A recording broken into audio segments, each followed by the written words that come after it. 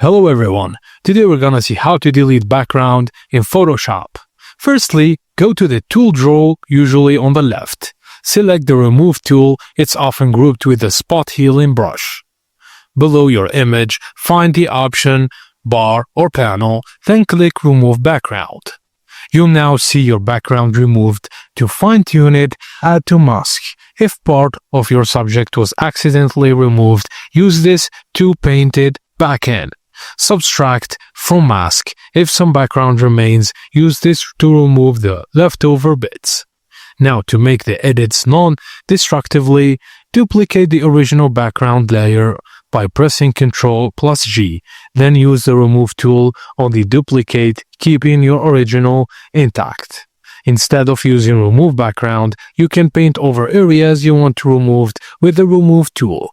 Once you release the mouse, Photoshop processes and removes it without you paint it. So just zoom in and refine tricky edges like hair or fine objects. Use refine edge brush feather or select and mask tools for more control if needed. And done, your subject is now isolated with a transparent background. Thank you for watching, and please don't forget to like and subscribe for more.